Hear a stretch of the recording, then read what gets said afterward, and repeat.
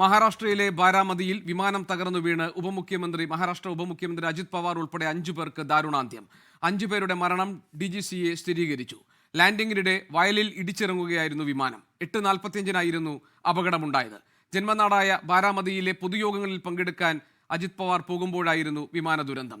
ശ്രീനാഥ് ചന്ദ്രൻ മുംബൈയിൽ നിന്ന്, ബൽറാം നെടുങ്ങാടി ഡൽഹിയിൽ നിന്ന്, B Dileep Kumar central news ഡെസ്കിൽ നിന്ന് വിവരങ്ങളുമായി നമ്മളോടൊപ്പം ചേരുന്നുണ്ട്.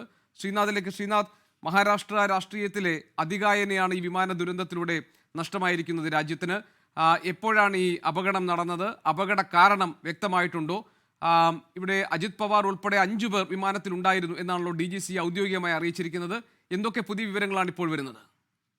GK, അക്ഷരാർത്ഥത്തിൽ ഇന്ത്യൻ രാഷ്ട്രീയ രംഗത്തെ ആകെ ഞെട്ടിക്കുന്ന ഒരു ദുരന്ത വാർത്തയാണ് ഇപ്പോൾ പുറത്തു വന്നിട്ടുള്ളത്. മഹാരാഷ്ട്രയിൽ എന്ന് മാത്രമല്ല, നമ്മുടെ രാജ്യത്ത് തന്നെ ഏറ്റവും പ്രധാനപ്പെട്ട രാഷ്ട്രീയ നേതാക്കളിൽ ഒരാളായിരുന്നു NCP നേതാവായ അജിത് പവാർ. മഹാരാഷ്ട്ര ഉപമുഖ്യമന്ത്രി എന്ന നിലയിൽ സംസ്ഥാനത്തെ ഭരണത്തെ നിയന്ത്രിക്കുന്ന മൂവരിൽ ഒരാളായിരുന്നു അജിത് പവാർ. ഇന്ന് രാവിലെ അദ്ദേഹം മുംബൈയിൽ നിന്ന് പൂനെയിലേക്ക് അദ്ദേഹത്തിന്റെ സ്വദേശമായ ബാരാമതിയിലേക്കുള്ള യാത്രയിലായിരുന്നു. ബാരാമതി ലാൻഡിങ്ങിനിടെ വിമാനത്തിന് തകരാർ സംഭവിച്ച് അത് പൂർണ്ണമായി തന്നെ തകർന്നു വീണു എന്നതാണ് നമുക്ക് മനസ്സിലാക്കാൻ വേണ്ടി കഴിയുന്നത്. വിമാനം പൂർണ്ണമായി തന്നെ കത്തിയമർന്നു എന്നതാണ് ദൃശ്യങ്ങൾ പോലും പറയുന്നത്. അവിടെ ആദ്യഘട്ടത്തിൽ പുറത്തു വന്ന ദൃശ്യങ്ങളിൽ മൃതദേഹാവശിഷ്ടങ്ങൾ പോലും നമുക്ക് കാണാൻ വേണ്ടി കഴിയുന്നുണ്ടായിരുന്നു. അജിത് പവാറിനെ ആശുപത്രിയിലേക്ക് എത്തിച്ചു എന്നതായിരുന്നു തുടക്കത്തിൽ വന്ന വിവരം. പിന്നീട് അദ്ദേഹത്തിന്റെ മരണം സ്ഥിരീകരിച്ചുകൊണ്ടുള്ള വിവരങ്ങളും വാർത്താ ഏജൻസിയും DGCAയും പുറത്ത് വിടുകയുണ്ടായി. അങ്ങനെ അജിത് പവാർ അടക്കം 5 പേർ, അതിൽ വിമാനത്തിലെ 2 ജീവനക്കാരുണ്ടായിരുന്നു, അദ്ദേഹത്തിന്റെ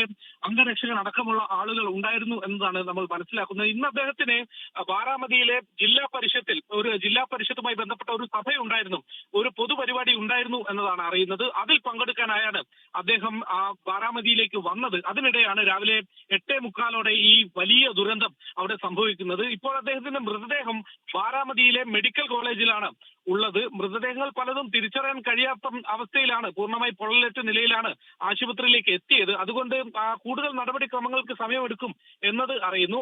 ഏറ്റവും അടുത്ത ബന്ധുക്കളായ ഭാര്യ സുനേത്ര അടക്കമുള്ള ആളുകൾ ദില്ലിയിലാണ്. അവർ ഇങ്ങോട്ട് ബാരാമതിയിലേക്ക് പുറപ്പെട്ടു എന്നുള്ള വിവരവുമുണ്ട്. ഏതായാലും ഇവിടെയുള്ള അജിത് പവാർ കുടുംബത്തിലെ അംഗങ്ങൾ ഈ വിവരം പറഞ്ഞ് ആശുപത്രിയിലേക്ക് ഇതിനോടകം തന്നെ എത്തിയിട്ടുണ്ട്. 1-2 ബന്ധുക്കളുമായി നമ്മൾ സംസാരിച്ചതാണ്. അവരും ഈ വലിയ ഒരു ഞെട്ടലിലാണ്. എങ്ങനെ ഈ വിമാന ദുരന്തം സംഭവിച്ചു എന്ന കാര്യത്തിൽ ഇപ്പോഴും ഒരു വ്യക്തതയില്ല. വിമാനം നിയന്ത്രണം പൂർണ്ണമായി തന്നെ നഷ്ടമായി, അത് തകർന്നു വീണു എന്നതാണ് പ്രാഥമികമായി പുറത്തു വന്നിട്ടുള്ള വിവരം. അതിനപ്പുറത്തേക്ക് എന്തായിരുന്നു തകരാർ? മൂടൽമഞ്ഞടക്കമുള്ള സാഹചര്യങ്ങൾ സാധാരണ ഈ ബാരാമതി മേഖലയിൽ ഇപ്പോൾ തണുപ്പ് കാലം ആയതുകൊണ്ട് ഉണ്ടാവാറുണ്ട്. പലപ്പോഴും ലാൻഡിംഗ് ദുഷ്കരമാവുന്ന ഒരു സാഹചര്യം ബാരാമതിയിൽ ഉണ്ട്. ഇതൊരു സ്വകാര്യ വിമാനമായിരുന്നു. മാത്രമല്ല അജിത് പവാറിനൊപ്പം ഉണ്ടായിരുന്നത് സുരക്ഷാ ഉദ്യോഗസ്ഥരാണ്. അങ്ങനെ 6 പേർ ഉണ്ടായിരുന്നു ആ വിമാനത്തിൽ, പൈലറ്റുമാർ ഉൾപ്പെടെ എന്നാണ് നമുക്ക് മനസ്സിലാക്കാൻ കഴിയുന്നത്. അങ്ങനെ തന്നെയല്ലേ വിവരങ്ങൾ പുറത്തു വരുന്നത്? മാത്രമല്ല അജിത് പവാറിന്റെ മരണം പാർട്ടി നേതൃത്വം ഇതുവരെ സ്ഥിരീകരിച്ചിട്ടില്ല എന്നുള്ള വിവരങ്ങൾ നേരത്തെ വന്നിരുന്നു. അതിലൊരു ഔദ്യോഗികമായ സ്ഥിരീകരണം വന്നിട്ടുണ്ടോ? DGCA കാര്യങ്ങളൊക്കെ വ്യക്തമാക്കിയിട്ടുണ്ടെങ്കിൽ പോലും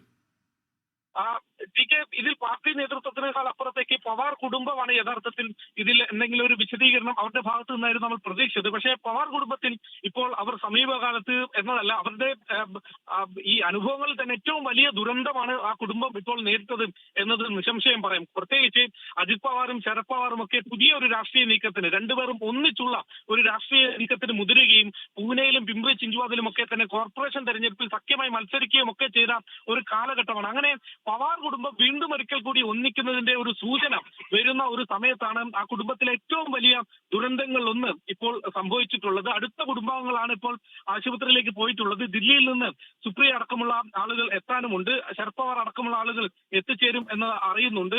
മൃതദേഹങ്ങൾ എല്ലാം ഒന്നും തിരിച്ചറിയാൻ കഴിഞ്ഞിട്ടില്ല എന്നത് മനസ്സിലാക്കുന്നുണ്ട്. DNA ടെസ്റ്റ് അടക്കമുള്ള നടപടിക്രമങ്ങൾ അതിന് വേണ്ടിവരും. കാരണം വിമാനം അപ്പാടെ തകർന്ന് കത്തി അമർന്ന ഒരു കാഴ്ചയാണ് നമുക്ക് കാണാൻ വേണ്ടി കഴിഞ്ഞത്. ഒരു ഇറക്കത്തിലേക്ക് വിമാനം തകർന്നു വീണു എന്നതാണ് ആ ദൃശ്യങ്ങളിൽ നിന്ന് മനസ്സിലാക്കാൻ കഴിയുന്നത്.